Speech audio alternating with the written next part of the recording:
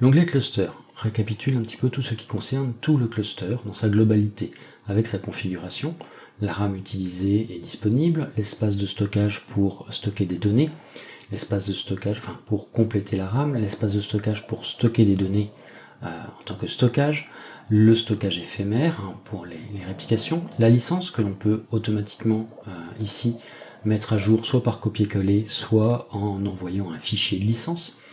On va y trouver les informations concernant les alertes par email. On va y trouver également ce qui concerne la sécurité. En ce qui concerne la sécurité, il y a les certificats TLS qui sont utilisés par le cluster pour exposer l'interface web ou l'API REST. Il y a les certificats TLS qui sont utilisés par le cluster pour les communications entre différents clusters, pour chiffrer les communications entre différents clusters. On va y trouver également les informations de connexion à un serveur LDAP que l'on peut utiliser pour les autorisations et les authentifications des utilisateurs et des applications.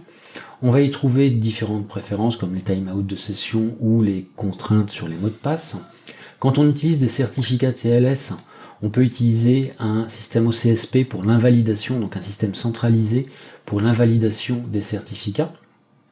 On va y trouver aussi ici un onglet qui donne l'état d'activité actuellement sur le serveur. Donc on a deux graphes qui sont zoomés, on peut changer si on le souhaite la profondeur des graphiques et on peut choisir les graphiques que l'on affiche. Donc là par exemple j'affiche le cluster globalement sur la partie gauche, sur la partie droite le nœud 1, mais je peux décider de dire que voilà, sur la partie droite, eh bien je vais remplacer et je vais mettre par exemple la mémoire disponible sur le nœud 1 ou l'utilisation CPU du nœud 1, voilà ce que je souhaite mettre.